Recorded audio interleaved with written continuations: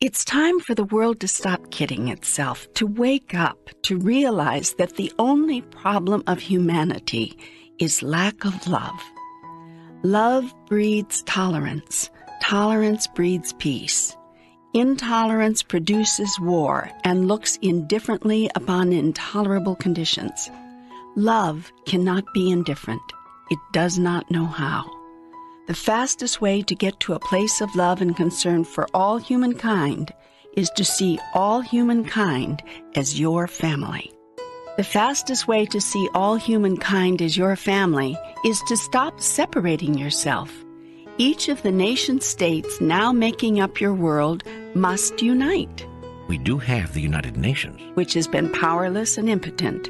In order for that body to work, it would have to be completely restructured. Not impossible, but perhaps difficult and cumbersome.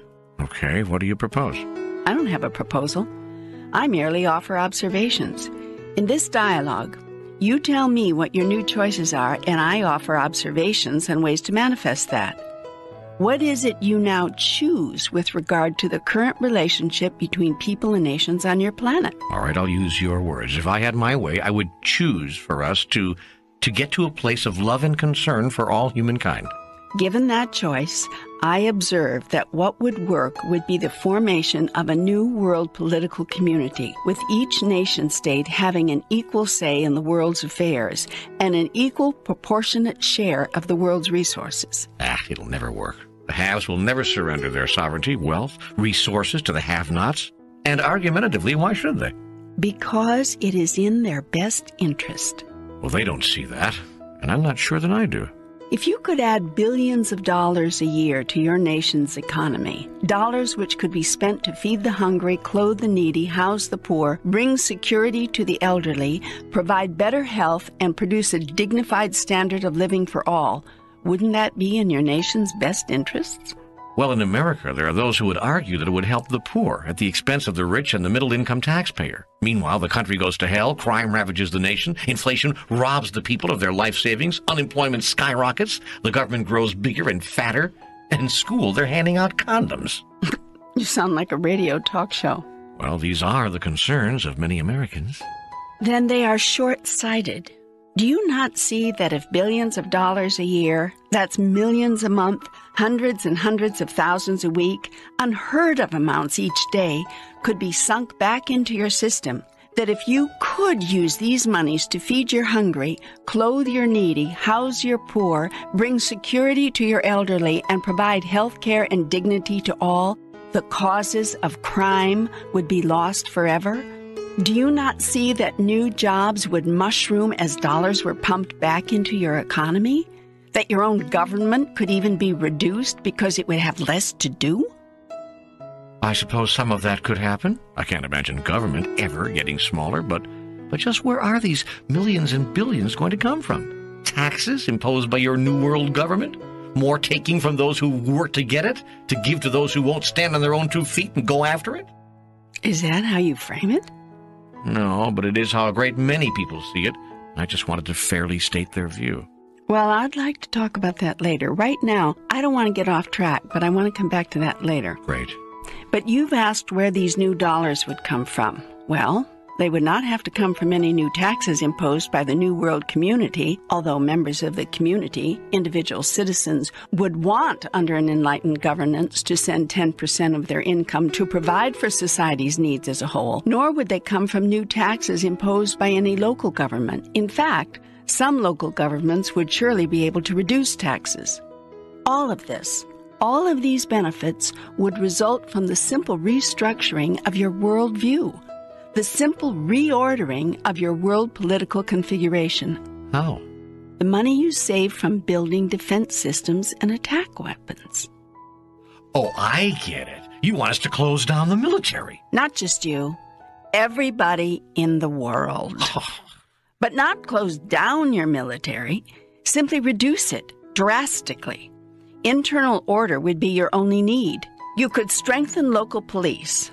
something you say you want to do but cry each year at budget time that you cannot do. At the same time, dramatically reducing your spending on weapons of war and preparations for war. That is, offensive and defensive weapons of mass destruction. Well, first, I think your figures exaggerate how much could be saved by doing that. Second, I don't think you'll ever convince people they should give up their ability to defend themselves. Let's look at the numbers. As of March 1994, the world's governments spend about $1 trillion a year for military purposes. That's $1 million a minute worldwide.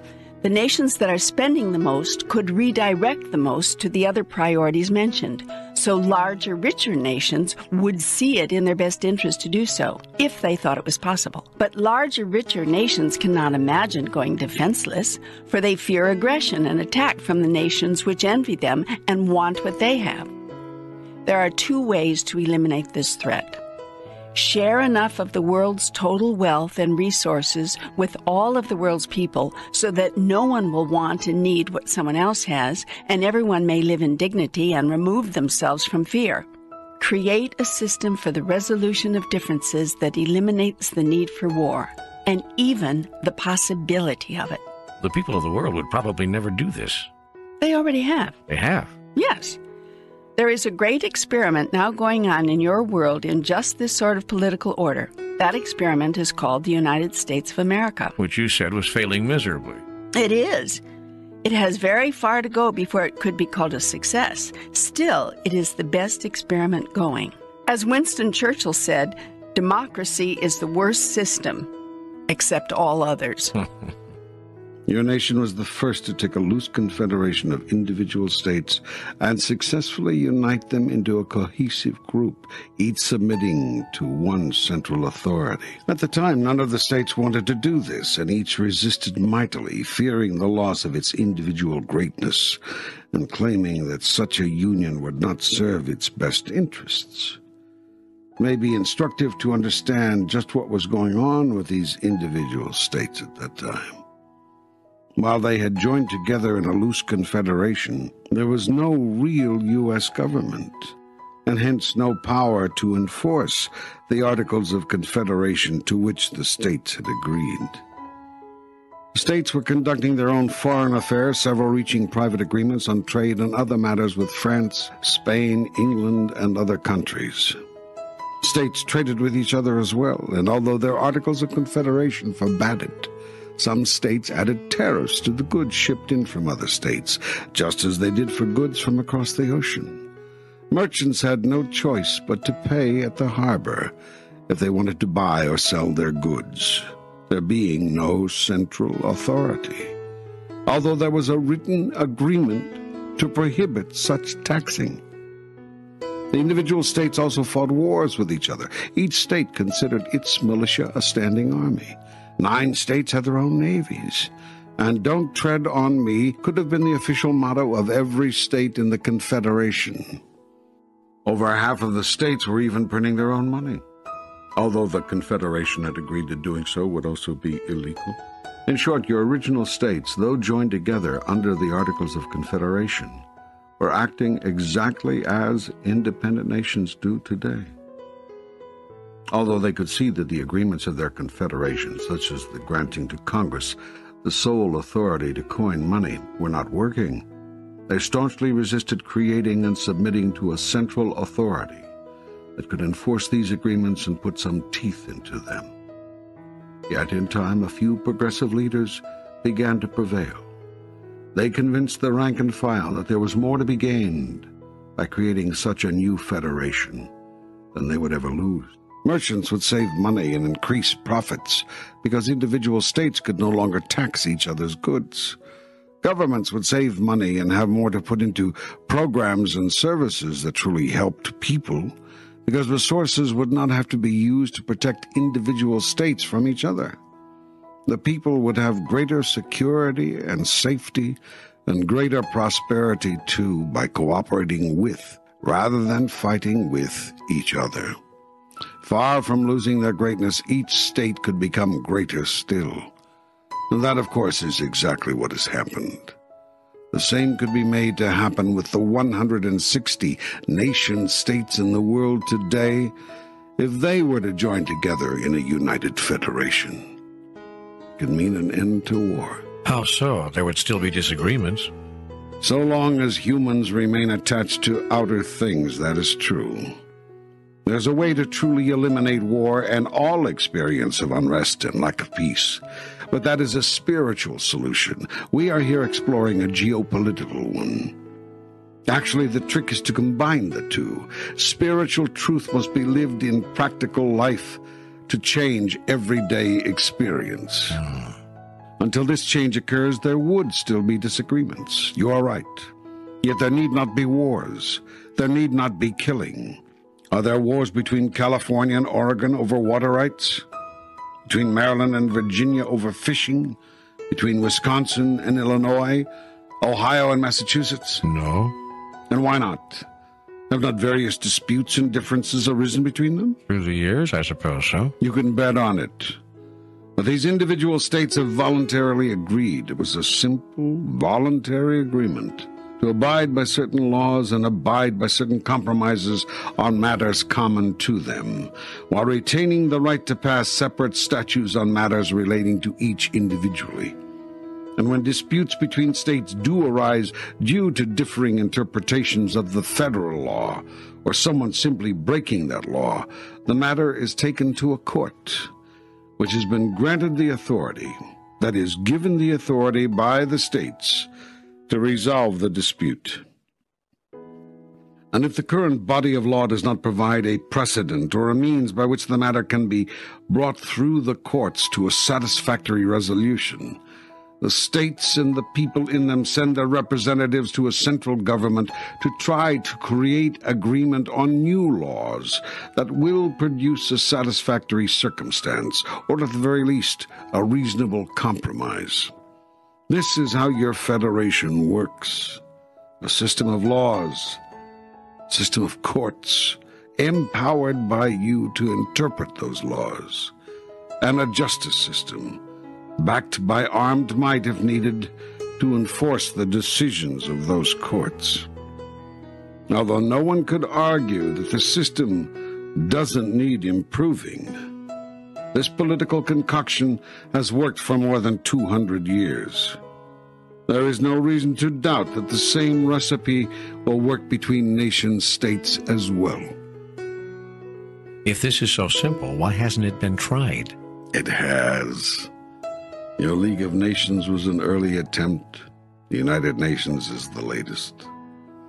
Yet one failed and the other has been only minimally effective because, like the 13 states of America's original confederation, the member nation states, particularly the most powerful, are afraid they have more to lose than to gain from the reconfiguration. That is because the people of power are more concerned with holding on to their power than with improving the quality of life for all people. The haves know that such a world federation would inevitably produce more for the have-nots, but the haves believe this would come at their expense, and they're giving up nothing. Isn't their fear justified? And is wanting to hold on to what you have so long struggled for unreasonable? First, it is not necessarily true that to give more to those who now hunger and thirst and live without shelter, others must give up their abundance. As I pointed out, all you would have to do is take the $1 trillion spent annually worldwide for military purposes and shift that to humanitarian purposes, and you will have solved the problem without spending an additional penny or shifting any of the wealth from where it now resides to where it does not. Of course, it could be argued that those international conglomerates whose profits come from war and tools for war would be losers, as would their employees and all those whose abundance is derived from the world's conflict consciousness. But perhaps your source of abundance is misplaced. If one has to depend on the world living in strife in order for one to survive, perhaps this dependence explains why your world resists any attempt to create a structure for lasting peace. As for the second part of your question, wanting to hold on to what you have struggled so long to acquire, as an individual or as a nation, is not unreasonable. if you come from an outside world consciousness. A what? If you derive your life's greatest happiness from experiences obtainable only in the outside world, the physical world outside of yourself, you will never want to give up an ounce of all that you've piled up as a person and a nation to make you happy. As long as those who have not see their unhappiness tied to the lack of material things, they too will get caught in the trap. They will constantly want what you have got, and you will constantly refuse to share it. That's why I said earlier that there is a way to truly eliminate war and all experience of unrest and lack of peace, but this is a spiritual solution. Ultimately, every geopolitical problem, just as every personal problem, breaks down to a spiritual problem. All of life is spiritual, and therefore all of life's problems are spiritually based and spiritually solved. Wars are created on your planet because somebody has something that somebody else wants. This is what causes someone to do something that somebody else does not want them to do. All conflict arises from misplaced desire.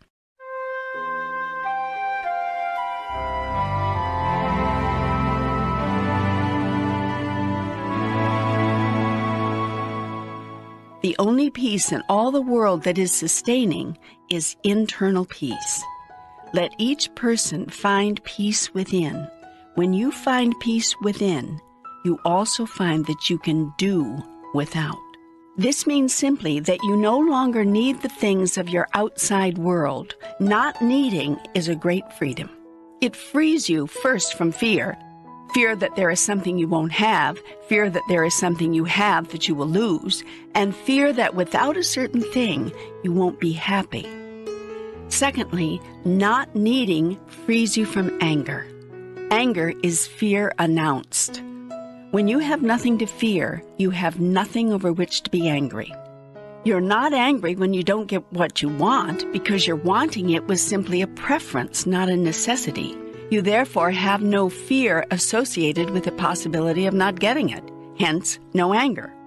You are not angry when you see others doing what you don't want them to do because you don't need them to do or not do any particular thing, hence no anger.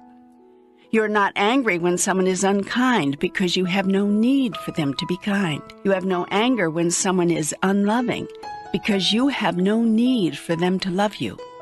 You have no anger when someone is cruel or hurtful or seeks to damage you, for you have no need for them to behave any other way, and you are clear that you cannot be damaged. You do not even have anger should someone seek to take your life, because you do not fear death. When fear is taken from you, all else can be taken from you, and you will not be angry. You know inwardly, intuitively, that everything you've created can be created again, or more importantly, that it doesn't matter. When you find inner peace, neither the presence nor the absence of any person, place, or thing, condition, circumstances, or situation can be the creator of your state of mind or the cause of your experience of being. This doesn't mean that you reject all things of the body. Far from it. You experience being fully in your body and the delights of that as you never have before. Yet your involvement with things of the body will be voluntary, not mandatory. You will experience bodily sensations because you choose to, not because you're required to in order to feel happy or to justify sadness. This one simple change, seeking and finding peace within, could, were it undertaken by everyone, end all wars, eliminate conflict, prevent injustice, and bring the world to everlasting peace. There is no other formula necessary or possible. World peace is a personal thing. What is needed is not a change of circumstance, but a change of consciousness. How can we find inner peace when we're hungry, be at a place of serenity when we thirst, remain calm when we're wet and cold and without shelter, or avoid anger when our loved ones are dying without cause? You know, you speak so poetically, but is poetry practical? Does it have anything to say to the mother in Ethiopia who watches her emaciated child die for lack of one slice of bread? The man in Central America who feels a bullet rip his body because he tried to stop an army from taking over his village? And what does your poetry say to the woman in Brooklyn, raped 8 times by a gang? Or the family of 6 in Ireland, blown away by a terrorist bomb planted in a church on a Sunday morning? This is difficult to hear, but I tell you this. There is perfection in everything. Strive to see the perfection. This is the change of consciousness of which I speak. Need nothing. Desire everything. Choose what shows up. Feel your feelings. Cry your cries. Laugh your laughs. Honor your truth. Yet when all the emotion is done, be still and know that I am God. In other words, in the midst of the greatest tragedy, see the glory of the process.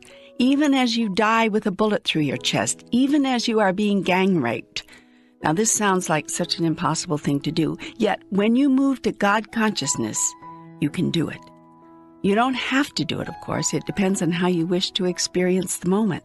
In a moment of great tragedy, the challenge always is to quiet the mind and move deeply within the soul. You automatically do this when you have no control over it. Have you ever talked with a person who accidentally ran a car off a bridge or found himself facing a gun or nearly drowned? Often they will tell you that time slowed way down, that they were overcome by a curious calm, that there was no fear at all. Fear not, for I am with you. That is what poetry has to say to the person facing tragedy. In your darkest hour, I will be your light. In your blackest moment, I will be your consolation. In your most difficult and trying time, I will be your strength. Therefore have faith, for I am your shepherd. You shall not want. I will cause you to lie down in green pastures. I will lead you beside still waters. I will restore your soul and lead you in the paths of righteousness for my name's sake. And yea, though you walk through the valley of the shadow of death, you will fear no evil, for I am with you. My rod and my staff will comfort you. I am preparing a table before you in the presence of your enemies. I shall anoint your head with oil. Your cup will run over. Surely goodness and mercy will follow you all the days of your life, and you will dwell in my house and in my heart forever. That's wonderful. What you said there is just wonderful. I wish the world could get that. I wish the world could understand, could believe. This program will help that. You are helping that. So you are playing a role, you are doing your part in raising the collective consciousness. That is what all must do. Yes. Well, can we move to a new subject now? I think it's important that we talk about this attitude, this idea of things which you said a while back that you wanted to fairly present.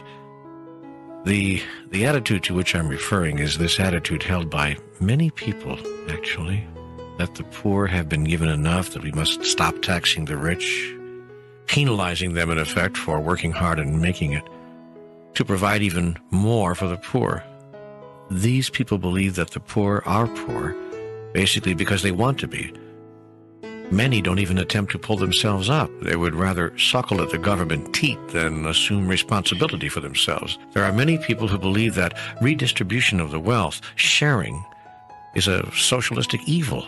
They cite the Communist Manifesto, from each according to his ability to each according to his need, as evidence of the satanic origin of the idea of ensuring the basic human dignity of all through the efforts of everyone. These people believe in every man for himself. And if they are told that this concept is cold or heartless, they take refuge in the statement that opportunity knocks at the door of everyone equally. They claim that no one man operates under an inherent disadvantage. But if they could make it, everyone can. And if someone doesn't, it's his own damn fault. You feel that is an arrogant thought, rooted in ungratefulness? Yes. But what do you feel? I have no judgment in the matter. It is simply a thought.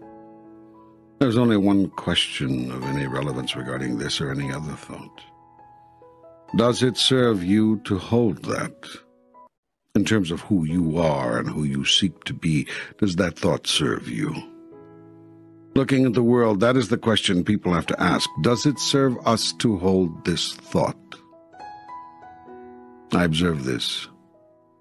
There are people, indeed entire groups of people, who have been born into what you call disadvantage. This is observably true. It is also true that at a very high metaphysical level, no one is disadvantaged, for each soul creates for itself the exact people, events, and circumstances needed to accomplish what it wishes to accomplish. You choose everything. Your parents, your country of birth, all the circumstances surrounding your re-entry. Similarly, throughout the days and times of your life, you continue to choose and to create people, events, and circumstances designed to bring you the exact, right, and perfect opportunities you now desire in order to know yourself as you truly are. In other words, no one is disadvantaged given what the soul wishes to accomplish.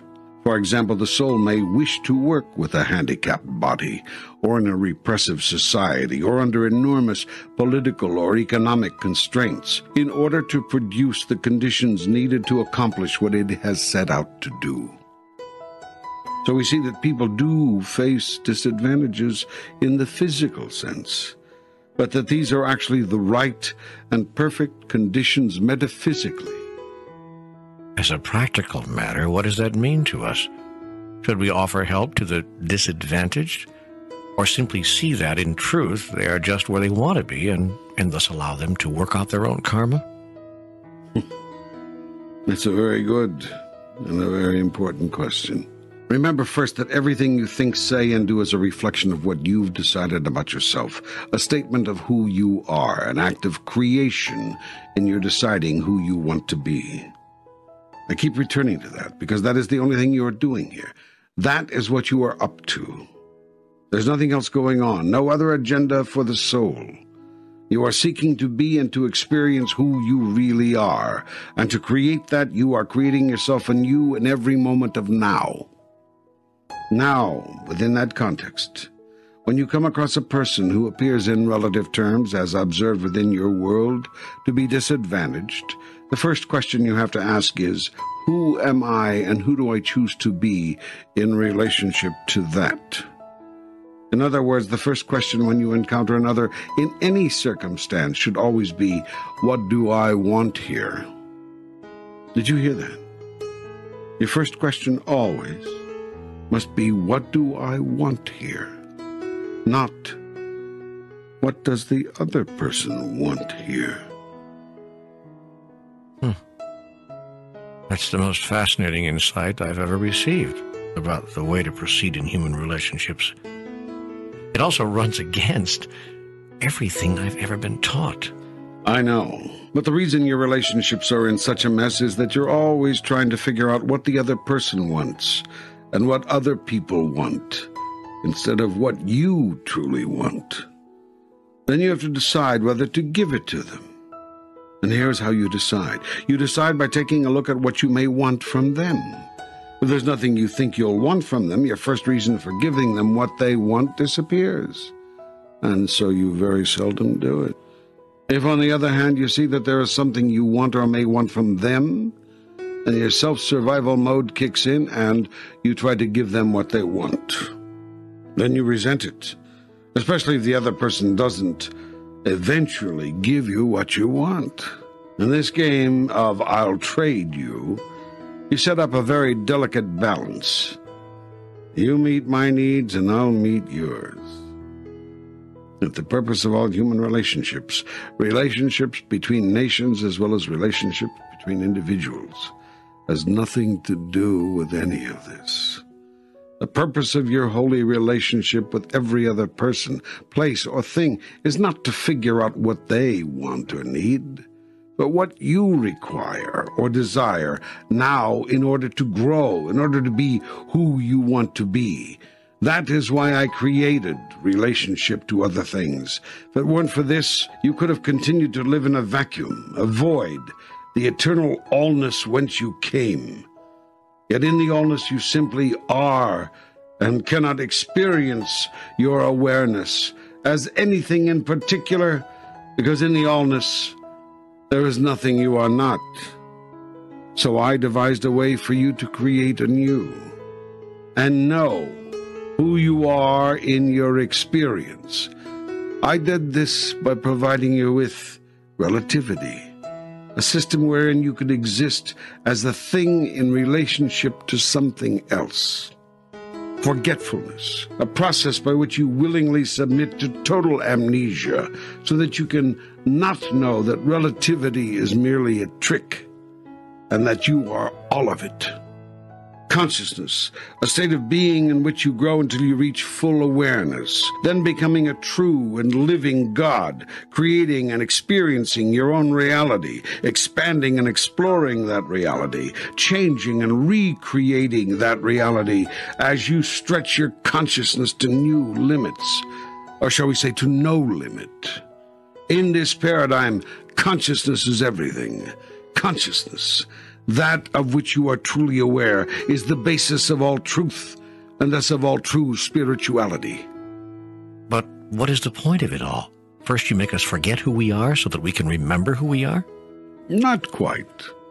So that you can create who you are and who you want to be. This is the act of God being God. It is me being me, through you. This is the point of all life. Through you, I experience being who and what I am. Without you, I could know it, but not experience it. Knowing and experiencing are two different things. I'll choose experiencing every time. Indeed, I do. Through you. I seem to have lost the original question here. Well, it's hard to keep God on one subject. I am kind of expansive. Let's see if we can get back. Oh, yes. What to do about the less fortunate. First, decide who and what you are in relationship to them. Second, if you decide you wish to experience yourself as being sukkar, as being help, as being love and compassion and caring, then look to see how you can best be those things. And notice that your ability to be those things has nothing to do with what others are being or doing. Sometimes the best way to love someone and the most help you can give is to leave them alone or empower them to help themselves. It's like a feast. Life is a smorgasbord, and you can give them a big helping of themselves. Remember that the greatest help you can give a person is to wake them up, to remind them of who they really are. There are many ways to do this, sometimes with a little bit of help, a push, a shove, a nudge, and sometimes with a decision to let them run their course, follow their path, walk their walk, without any interference or intervention from you. All parents know about this choice and agonize over it daily. What you have the opportunity to do for the less fortunate is to remind them. That is, cause them to be of a new mind about themselves. And you too have to be of a new mind about them, for if you see them as unfortunate, they will. Jesus' great gift was that he saw everyone as who they truly are. He refused to accept appearances. He refused to believe what others believed of themselves. He always had a higher thought, and he always invited others to it. Yet he also honored where others chose to be. He did not require them to accept his higher idea, merely held it out as an invitation. He dealt, too, with compassion, and if others chose to see themselves as beings needing assistance, he didn't reject them for their faulty assessment, but allowed them to love their reality, and lovingly assisted them in playing out their choice.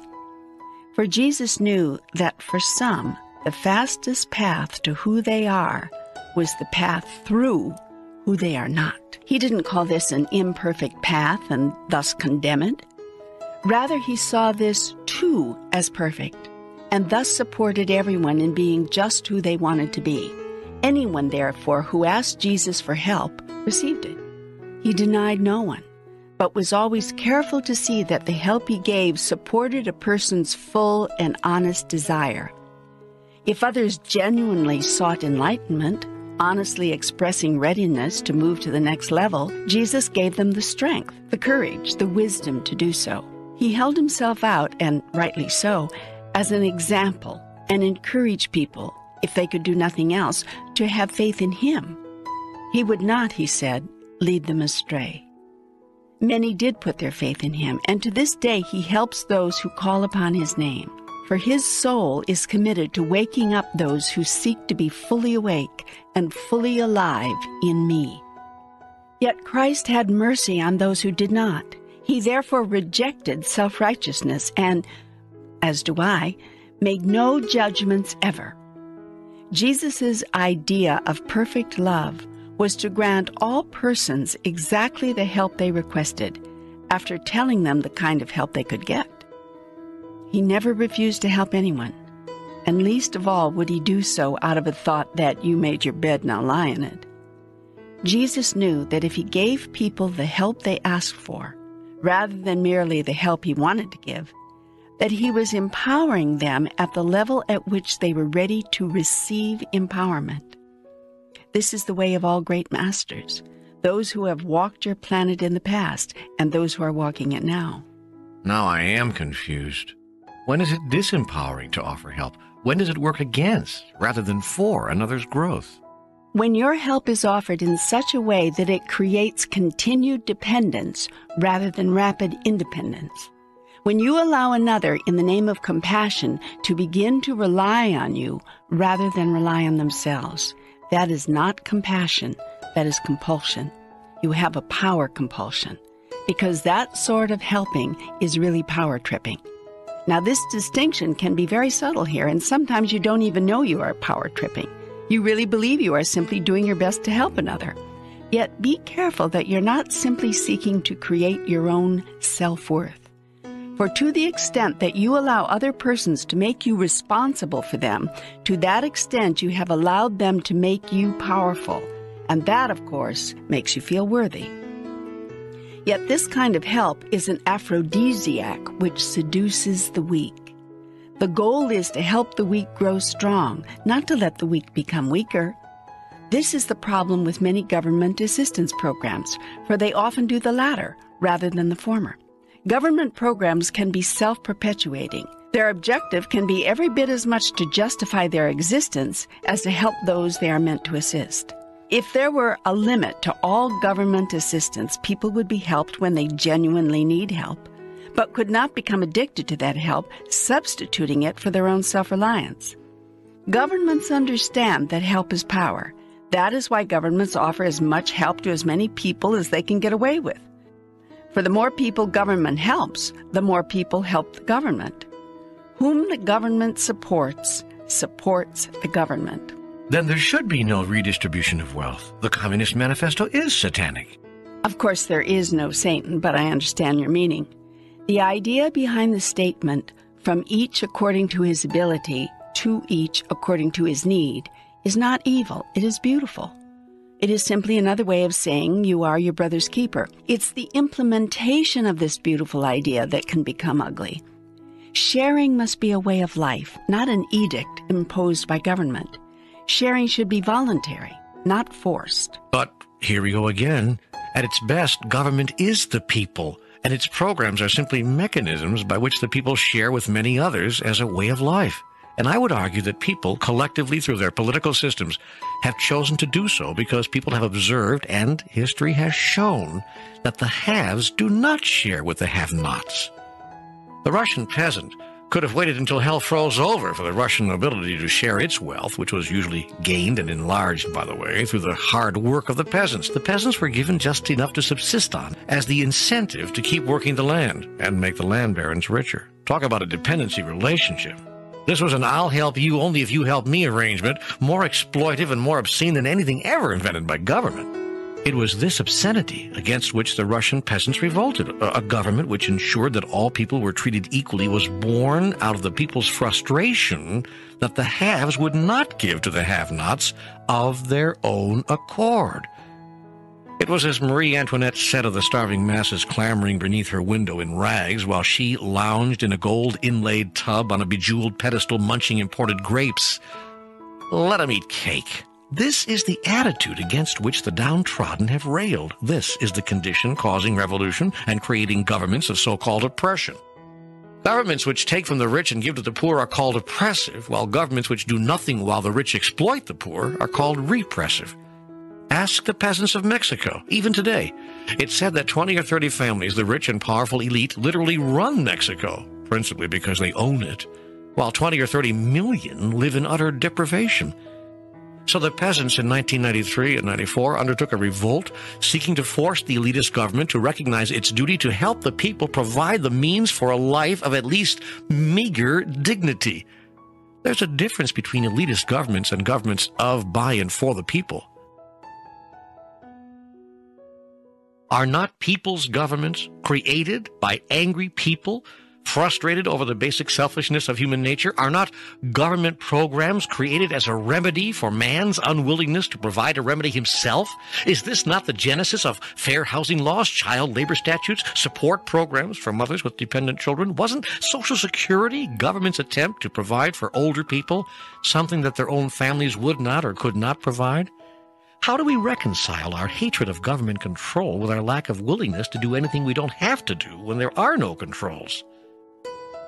You know, it's said that some coal miners worked under horrible conditions before governments required the filthy rich mine owners to clean up their filthy mines. Why didn't the owners do so themselves? Because it would have cut into their profits.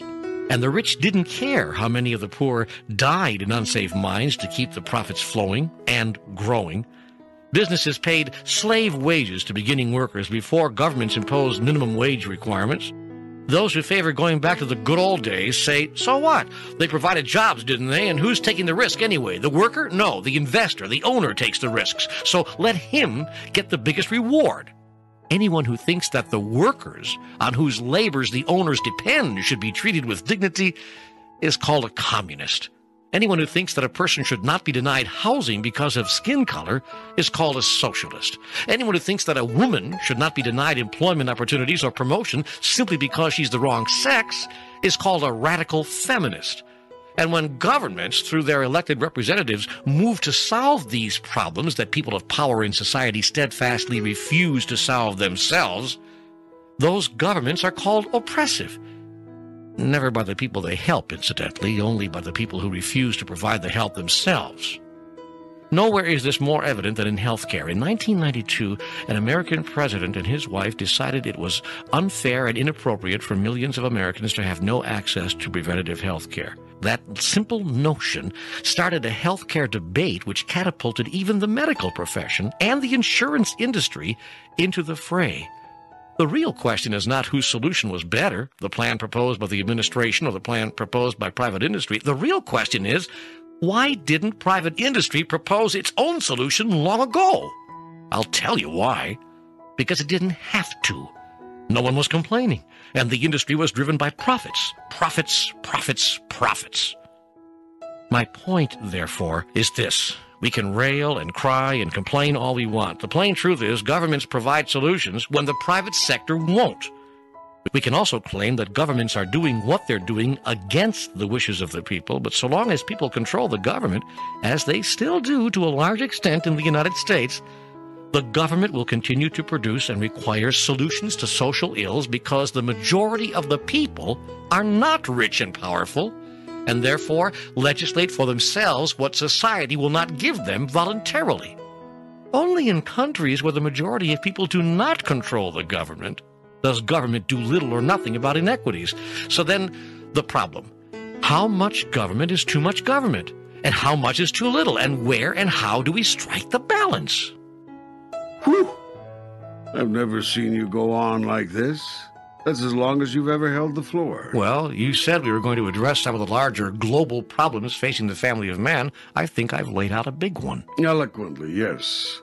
Everyone from Toynbee to Jefferson to Marx has been trying to solve it for hundreds of years. Okay, what's your solution?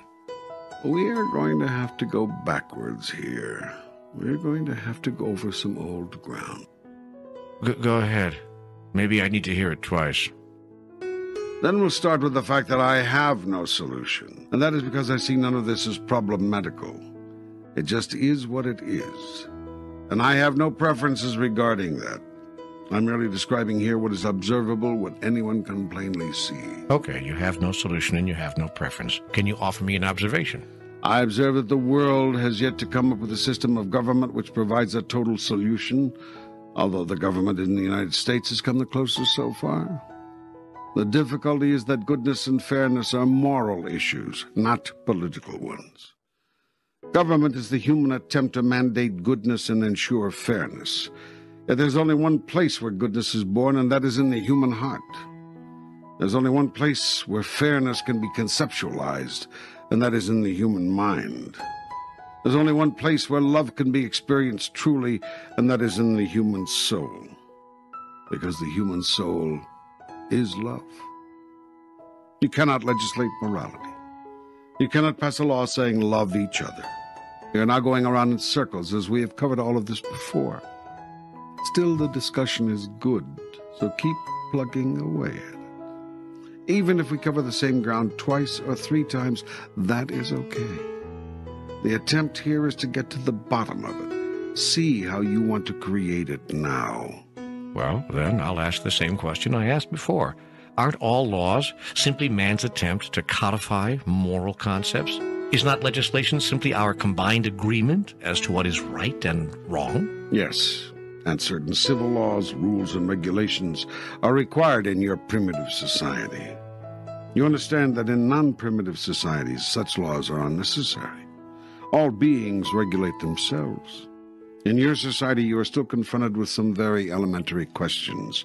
Shall you stop at the street corner before proceeding? Shall you buy and sell according to certain terms?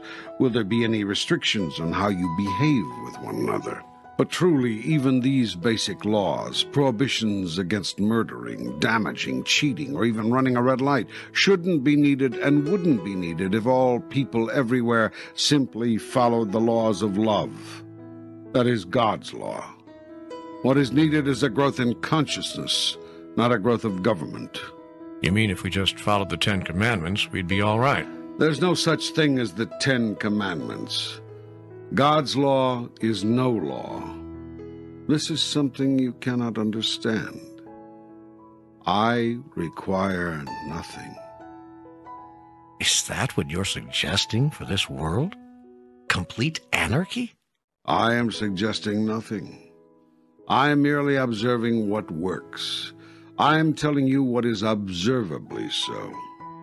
And no, I do not observe that anarchy, the absence of governance, rules, regulations, or limitations of any kind would work. Such an arrangement is only practical with advanced beings, which I do not observe human beings to be. So some level of governance is going to be required until your race evolves to the point where you naturally do what is naturally right. You're very wise to govern yourselves in the interim.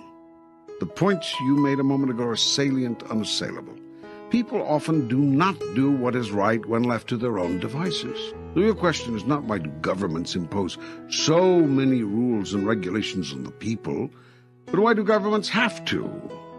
The answer has to do with your separation consciousness. The fact that we see ourselves as separate from one another. Yes. But if we aren't separate, then we are one. And doesn't that mean we are responsible for each other? Yes. But doesn't that disempower us from achieving individual greatness? I mean, if I'm responsible for all others, then the Communist Manifesto was right, from each according to his ability to each according to his need. That is, as I've already said, a very noble idea. But it is robbed of its nobility when it is ruthlessly enforced. That was the difficulty with communism. Not the concept, but its implementation. But there are those who say that the concept had to be enforced. because the concept violates the basic nature of man. You've hit the nail on the head. What needs to be changed is the basic nature of man. That's where the work must be done. To create the consciousness shift of which you've spoken. Yes. But we're going around in circles again. Would not a group consciousness cause individuals to be disempowered? Let's look at it. If every person on the planet had basic needs met, if the mass of the people could live in dignity and escape the struggle of simple survival, would this not open the way for all of humankind to engage in more noble pursuits? Would individual greatness really be suppressed if individual survival were guaranteed? Must universal dignity be sacrificed to individual glory? What kind of glory is obtained when it is achieved at the expense of another? I have placed more than sufficient resources on your planet to ensure adequate supplies for all. How can it be that thousands starve to death each year? That hundreds go homeless? That millions cry out for simple dignity? The kind of help that would end this is not the kind of help which disempowers. If you're well off, say they do not want to help the starving and the homeless because they do not want to disempower them. Then your well off are hypocrites. For no one is truly well off if they are well off while others are dying. The evolution of a society is measured by how well it treats the least among its members. As I've said, the challenge is to find the balance between helping people and hurting. Okay, are there any guidelines you can offer? An overall guideline might be this: when in doubt, always err on the side of compassion. The test of whether you are helping or hurting: are your fellow humans enlarged or reduced as a result of your help? Have you made them bigger or smaller, more able or less able? It has been said that if you give everything to individuals, they'll be less willing to work for it themselves. Yet why should they have to work for the simplest dignity? Is there not enough for all? Why should working for it have to do with anything? Isn't basic human dignity the birthright of everyone? Oughtn't it be? If one seeks more than minimum levels, more food, bigger shelters, finer coverings for the body, one can seek to achieve these goals. But ought one have to struggle to even survive on a planet where there is more than enough for everyone? That's the central question facing humankind. The challenge is not to make everyone equal, but to give everyone at least the assurance of basic survival with dignity, so that each may then have the chance to choose what more they want from there. There are those who would argue that some don't even take that chance. I mean, even when it's given to them. And they observe correctly. This raises yet another question. To those who don't take the opportunities presented to them, do you owe another chance and another? No. If I took that attitude, you would be lost to hell forever. I tell you this: compassion never ends. Love never stops. Patience never runs out in God's world. Only in the world of man is goodness limited. In my world, goodness is endless. Even if we don't deserve it. You always deserve it. Even if we throw your goodness back in your face? Especially if you do.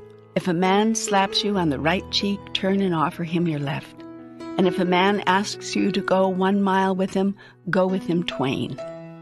When you throw my goodness back in my face, which, by the way, the human race has done to God for millennia, I see that you are merely mistaken. You do not know what is in your best interest. I have compassion because your mistake is based not in evil, but in ignorance. But some people are basically evil. Some people are intrinsically bad. Who told you that? It is my own observation. Then you cannot see straight. I've said it to you before. No one does anything evil given his model of the world. Put another way, all are doing the best they can at any given moment. All actions of everyone depend on the data at hand. I've said this before. Consciousness is everything. Of what are you aware? What do you know? But when people attack us, hurt us, damage us, even kill us for their own ends, isn't that evil? I've told you before, all attack is a call for help. No one truly desires to hurt another. Those who do it, including your own governments, by the way, do it out of a misplaced idea that it is the only way to get something they want. I've already outlined the higher solution to this problem. Simply want nothing. Have preferences, but no needs. Yet this is a very high state of being. It's the place of masters. In terms of geopolitics, why not work together as a world to meet the most basic needs of everyone? We're doing that, or trying. After all these thousands of years of human history, that's the most you can say. The fact is, you've barely evolved at all. You still operate in a primitive every man for himself mentality. You plunder the earth, rape her of her resources, exploit her people, and systematically disenfranchise those who disagree with you for doing all of this, calling them the radicals. You do all this for your own selfish purposes because you've developed a lifestyle that you cannot maintain any other way. You must cut down millions of acres of trees each year, or you won't be able to have your Sunday paper. You must destroy miles of the protective ozone which covers your planet, or you cannot have your hairspray. You must pollute your rivers and streams beyond repair, or you cannot have your industries to give you bigger, better, and more.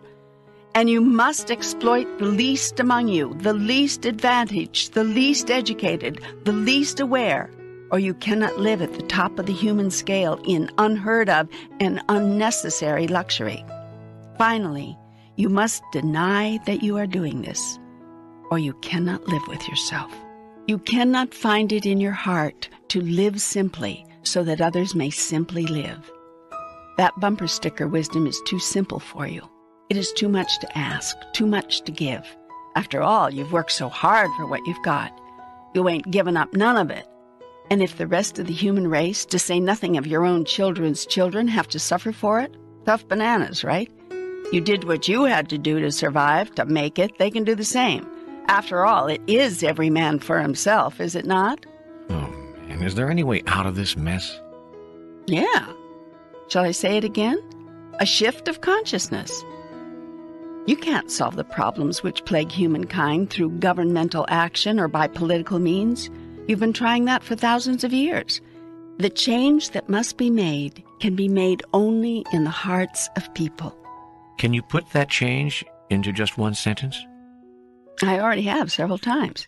You must stop seeing God as separate from you, and you as separate from each other. The only solution is the ultimate truth. Nothing exists in the universe that is separate from anything else.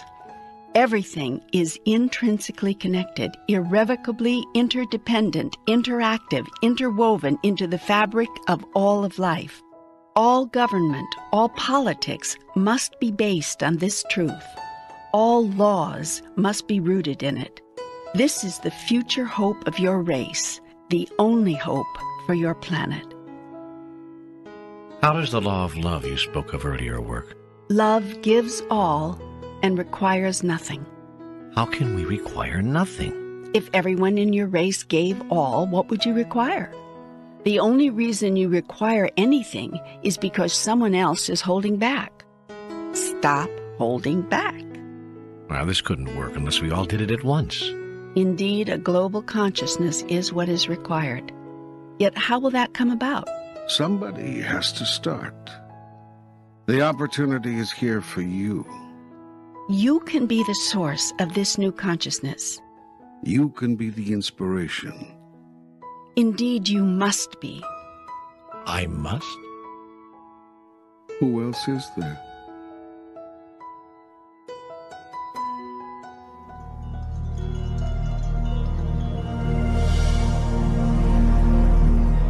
Welcome to the continuation of our panel dialogue. This is Michael Toms of New Dimensions Radio, and our guests are Marianne Williamson, author of Return to Love, Raymond Moody, author of Life After Life and Reunions, and Neil Donald Walsh, author of Conversations with God.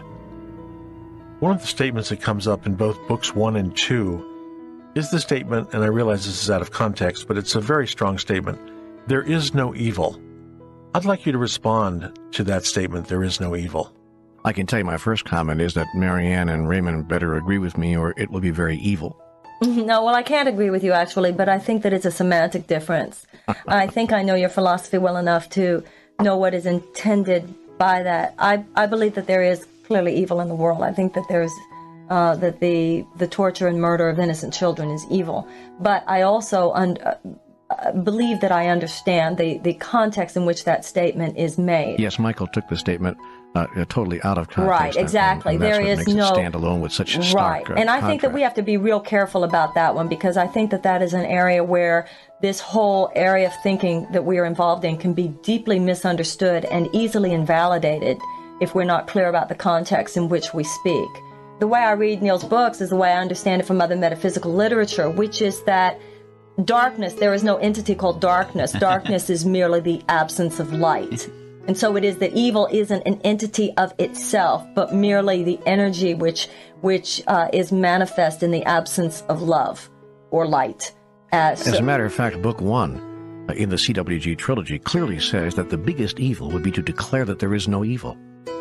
Yeah, just think of all the darkness and truly the evil result that can result. I think that one of the things that's very important for this kind of work, and where I think Raymond and Neil and myself and all of us who are involved in these kinds of work have to be very careful, is that, you know, Martin Luther King Jr. once said that what we need are people who have tough minds and tender hearts. And it is true that some of the toughest minds in America today lack heart. But I think it is also true that some of the most open-hearted people are fuzzy thinkers.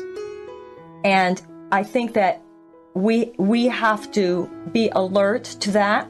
There are many people who would love to think that evil is not real as an excuse for not participating fully and engaging fully in the world. And cleaning up the evil. Yeah, absolutely. Yeah. I think the danger... That's a very insightful comment. I think one danger in talking about this question of whether there is evil and so on is that at a certain point you run the risk of legitimizing the demonizing process, and that's definitely a baneful influence on human affairs. I think it's so easy for people to project their own likes and dislikes out onto their enemies and call their enemies the embodiment of evil.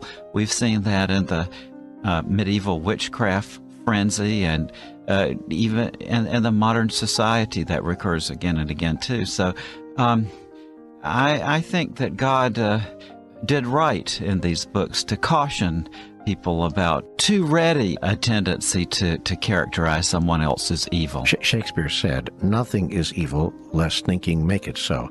That really is the whole point of both books, if we were to bring it down to very human terms.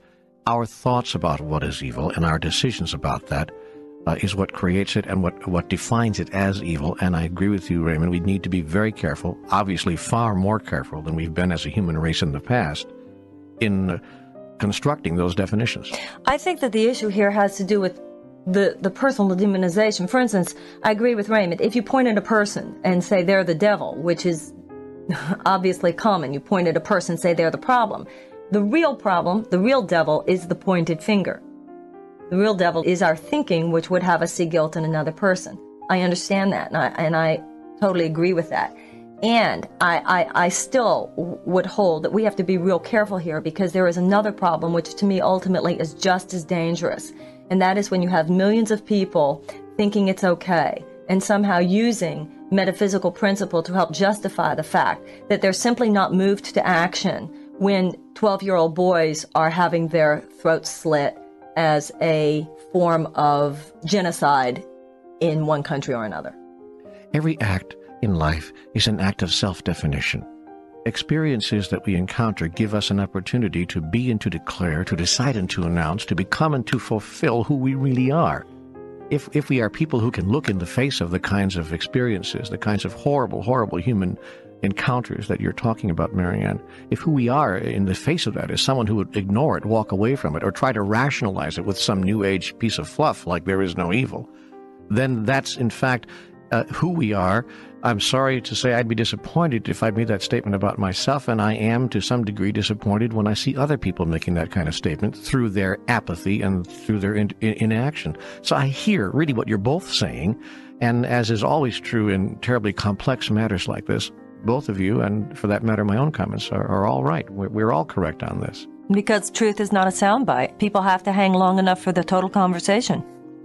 Marianne, picking up on something you said, there are a lot of open hearts, but many of them are fuzzy thinkers. Could you describe what you mean by fuzzy thinking? I've got some very definite opinions on that one. Go for it. As a logician and a professor of logic for many years, I heartily endorsed what God had to say in Book 2 about the difficulty in our education being these days that we try to teach our kids what to think rather than how to think. And Thomas Jefferson said, "In a republican nation whose citizens are to be led by reason and persuasion, and not by force, the art of reasoning becomes of first importance." And that's something I worry a little bit about. First of all, I want to say that I am a media freak. I love television. I watch 2 or 3 hours of CNN every day. So I'm not putting the media down here. But I do feel a certain danger in what I see and the way that public discourse has shrunk, in effect, to the soundbite model of public discourse. There are many things, in fact, truths that just can't be formulated in a short sentence that's going to be gripping on the morning television shows. And I think that's something that we really need to be careful about, because to go back again to that statement of Thomas Jefferson, the founding fathers saw very clearly that being a fairly good thinker and reasoner is a necessary part of being a functional citizen of a democracy. I think that what Raymond's talking about now is in my mind, almost the primary issue of our time, because I think the greatest darkness in America today is the deadening of the American mind. And I do believe that it starts with the public education system that has come to be more concerned with teaching people what to think rather than how to think. I personally believe that television, you know, Raymond, when you say you watch 3 hours of CNN, CNN is not typical of most television. And although I share with you a passion for C-SPAN, that's real different from most television fare, which I think has contributed to the Neil Postman in his book, Amusing Ourselves to Death, talks about how the linear thought processes of a generation have been destroyed by what most television is. And I also think it's interesting to note that people like us, if I could use that phrase, this whole idea of whatever we are, they like to label New Age as a way of marginalizing and peripheralizing us as far as I can see. Whatever this new consciousness work is that we're all involved in, it's interesting to me that there is so much projection onto it by those who would seek to invalidate it, that somehow it is less sophisticated thinking. So I think that for us to be quoting the Jeffersons of the world, and of course that's why he wanted universal education. He wanted universal education to save democracy. And in my mind, the people who most seek to undercut educational support are doing it for that very reason, because they know that it's true, because they know that you can't have control over masses of people when the masses of people are doing their own thinking. Try to wrap yourself around this idea. People have a right to basic survival, even if they do nothing, even if they contribute nothing. Survival with dignity is one of the basic rights of life. I have given you enough resources to be able to guarantee that to everyone. All you have to do is share. But what would happen to people? I mean, what would stop people from simply wasting their lives, lollygagging around, collecting benefits? First of all, it's not yours to judge what is a life wasted. Is a life wasted if a person does nothing but lie around thinking of poetry for 70 years, then comes up with a single sonnet which opens a door of understanding and insight for thousands of people? Is a life wasted if a person lies, cheats, schemes, damages, manipulates, and hurts others all his life, but then remembers something of his true nature as a result of it? Remembers perhaps something he has been spending lifetimes trying to remember, and thus evolves at last to the next level? Is that life wasted? It's not for you to judge the journey of another soul. It's for you to decide who you are, not who another has been or has failed to be. So you ask what would stop people from simply wasting their lives, lollygagging around collecting benefits, and the answer is nothing. But do you really think this would work? You don't think those who are contributing wouldn't begin to resent those who are not? Yes, they would. if they're not enlightened. Yet enlightened ones would look upon the non-contributors with great compassion, not resentment. Compassion? Yes, because the contributors would realize that non-contributors are missing the greatest opportunity and the grandest glory, the opportunity to create and the glory of experiencing the highest idea of who they really are. And the contributors would know that this was punishment enough for their laziness, if indeed punishment were required, which it's not. But wouldn't those who are really contributing be angry at having the fruits of their labor taken from them and given to the lazy ones? You're not listening. All would be given minimal survival portions. Those who have more would be given an opportunity to contribute 10% of their earnings in order to make this possible. As to how income would be decided, the open marketplace would determine the value of one's contribution, just as it does today in your country. But then we would still have the rich and the poor just as we do today. That's not equality. But it is equal opportunity, for everyone would have the opportunity to live a basic existence without worries of survival. And everyone would be given an equal opportunity to acquire knowledge, develop skills, and use his or her natural talents in the joy place. The joy place? Yeah, that's what the workplace will then be called. But wouldn't there still be envy? Envy, yes. Jealousy, no. Envy is a natural emotion urging you to strive to be more. It is the 2-year-old child yearning and urging herself to reach that doorknob which her big brother can reach. There's nothing wrong with that. There's nothing wrong with envy. It is a motivator. It is pure desire. It gives birth to greatness. Jealousy, on the other hand, is a fear-driven emotion, making one willing for the other to have less. It is an emotion often based in bitterness. It proceeds from anger and leads to anger, and it kills. Jealousy can kill. Anyone who's been in a jealous triangle knows that. Jealousy kills. Envy gives birth. Those who are envious will be given every opportunity to succeed in their own way. No one will be held back economically, politically, socially. Not by reason of race, gender, or sexual orientation. Not by reason of birth, class status, or age. Nor for any reason at all. Discrimination for any reason will simply no longer be tolerated. And yes, there may still be the rich and the poor, but there will no longer be the starving and the destitute. You see, the incentive won't be taken out of life, merely the desperation. But what will guarantee that we'll have enough contributors to carry the non-contributors? The greatness of the human spirit. Oh? Contrary to your apparent dire belief, the average person will not be satisfied with subsistence levels and nothing more. In addition, the whole incentive for greatness will change when the second paradigm shift, the spiritual shift, takes place. What would cause such a shift? It hasn't occurred yet in the 2,000-year history. Try 2 billion-year history of the planet, so why should it occur now? Because with the shift away from material survival, with the elimination of the need to succeed mightily in order to acquire a modicum of security, there will be no other reason to achieve, to stand out, to become magnificent, save the experience of magnificence itself. And that will be sufficient motivation? The human spirit rises. It does not fall in the face of true opportunity. The soul seeks a higher experience of itself, not a lower. Anyone who has experienced true magnificence, if only for a moment, knows this. Well, how about power, then? In this special reordering, there would still be those with inordinate wealth and power.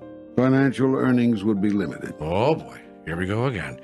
You want to explain how that would work before I explain why it won't? Yes.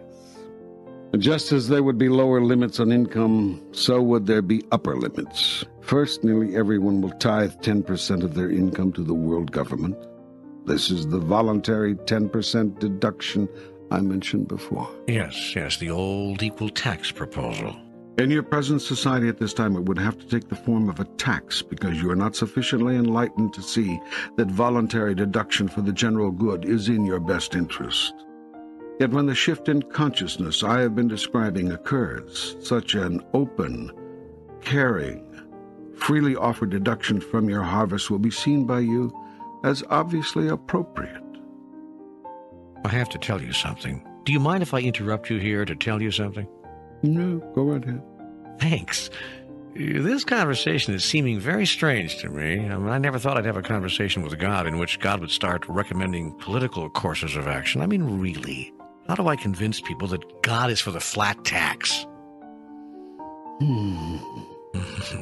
Indeed. Well, I see you keep insisting on seeing it as a tax. But I understand that. Because the concept of simply offering to share 10% of your abundance seems so foreign to you.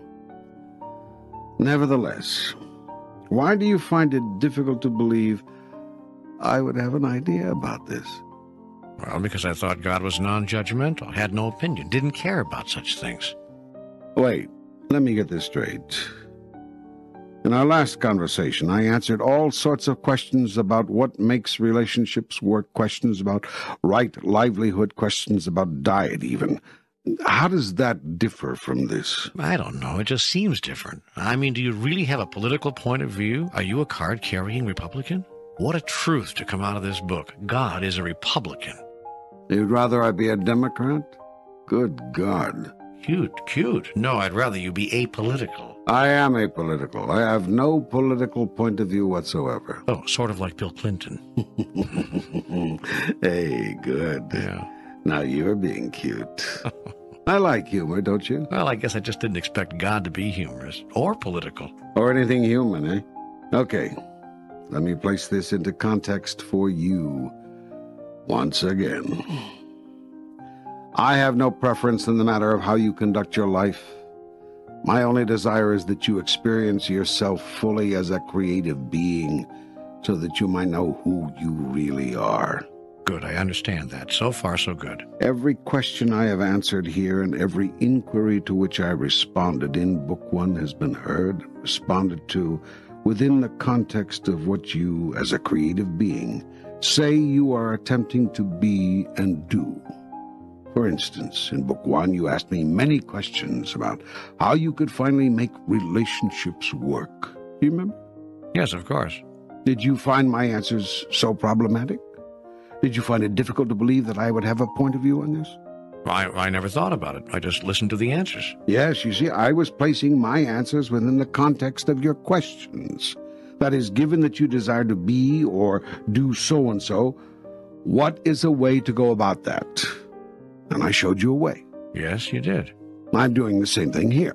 It's just, well, I don't know, more difficult to believe that God would say these things than it was to believe that God would say those things. Are you finding it more difficult to agree with some of the things said here? Well, yeah. Because if you are, that's very okay. It is? Of course. It's okay to disagree with God? Certainly. What do you think I'm going to do, squash you like an insect? Well, I hadn't gotten that far in my thinking, actually. Look, the world has been disagreeing with me since this whole thing started. Hardly anyone has been doing it my way since it began. That's true, I guess. You can be sure it's true. Have people been following my instructions, left with you through hundreds of teachers over thousands of years, the world would be a much different place. So, if you wish to disagree with me now, go right ahead. Besides, I could be wrong. What? I said, besides, I could be wrong. Oh my goodness. You're not taking this all as gospel, are you? You mean that I'm not supposed to put any stock in this dialogue? Oops. Hold it. I think you've missed a big part of all this. Let's go back to square one. You're making this all up. Oh. Oh, wow. Well, that's a relief. You see, for a while there, I thought I was actually getting some real guidance here. How can I begin to be a part of the new consciousness? Be a light unto the world, and hurt it not. Seek to build, not to destroy. Bring my people home. How? By your shining example. Seek only godliness. Speak only in truthfulness. Act only in love. Live the law of love now and forevermore. Give everything. Require nothing. Avoid the mundane. Do not accept the unacceptable. Teach all who seek to learn of me. Make every moment of your life an outpouring of love. Use every moment to think the highest thought, say the highest word, do the highest deed. In this, glorify your holy self, and thus too glorify me. Bring peace to the earth by bringing peace to all those whose lives you touch. Be peace. Feel and express in every moment your divine connection with the all, and with every person, place, and thing. Embrace every circumstance, own every fault, share every joy, contemplate every mystery, walk in every man's shoes, forgive every offense, including your own, heal every heart, honor every person's truth, adore every person's God, protect every person's rights, preserve every person's dignity, promote every person's interests, provide every person's needs, presume every person's holiness, present every person's greatest gifts, produce every person's blessing, and pronounce every person's future secure in the assured love of God. Be a living, breathing example of the highest truth that resides within you. Speak humbly of yourself, lest someone mistake your highest truth for a boast. Speak softly, lest someone think you are merely calling for attention. Speak gently, that all might know of love. Speak openly, lest anyone think you have something to hide. Speak candidly so you cannot be mistaken. Speak often, so that your word may truly go forth. Speak respectfully, that no one be dishonored. Speak lovingly, that every syllable may heal. Speak of me with every utterance. Make of your life a gift. Remember always you are the gift. Be a gift to everyone who enters your life and to everyone whose life you enter. Be careful not to enter another's life if you cannot be a gift. You can always be a gift because you always are the gift. Yet sometimes you don't let yourself know that. When someone enters your life unexpectedly, look for the gift that person has come to receive from you.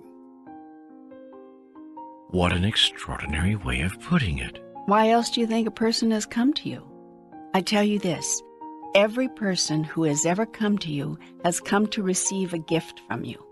In so doing, he gives a gift to you, the gift of your experiencing and fulfilling who you are. When you see this simple truth, when you understand it, you see the greatest truth of all. I have sent you nothing but angels. I'm confused. Can we go back just a bit? There seems to be some contradictory data. I felt you were saying that sometimes the best help we can give people is to leave them alone. Then I felt you were saying never fail to help someone if you see that person needs help. These two statements seem to be at odds. Let me clarify your thinking on this. Never offer the kind of help that disempowers. Never insist on offering the help you think is needed. Let the person or people in need know all that you have to give. Then listen to what they want. See what they are ready to receive. Offer the help that is wanted. Often the person or people will say or exhibit by their behavior that they just want to be left alone. Despite what you think you'd like to give, leaving them alone might be the highest gift you can then offer. If at a later time something else is wanted or desired, you will be caused to notice if it is yours to give. If it is, then give it. Yet strive to give nothing which disempowers. That which disempowers is that which promotes or produces dependency. In truth, there is always some way you can help others which also empowers them. Completely ignoring the plight of another who is truly seeking your help is not the answer. For doing too little no more empowers the other than doing too much. To be of higher consciousness, you may not deliberately ignore the genuine plight of brothers or sisters, claiming that to let them stew in their own juice is the highest gift you can give them. That attitude is righteousness and arrogance at the highest level. It merely allows you to justify your non-involvement.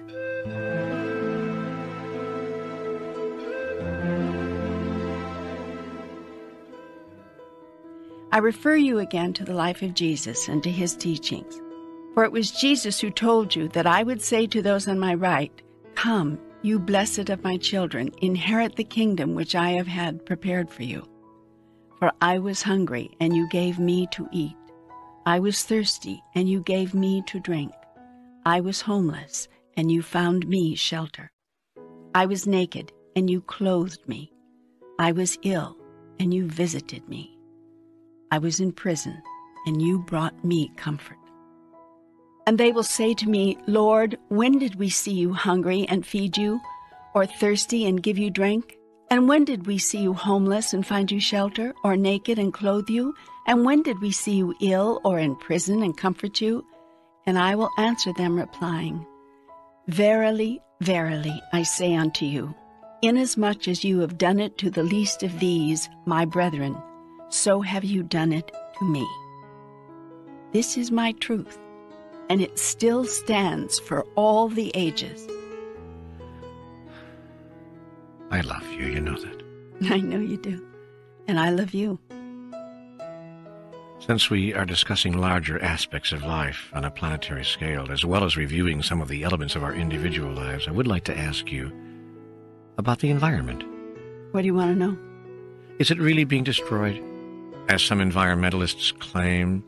Or are these people simply wild-eyed radicals, El Pinko liberal commies, all of whom graduated from Berkeley and smoked dope? Yes to both questions. What? Not just kidding. Okay, yes to the first question and no to the second. The ozone layer is depleted? The rainforests are being decimated?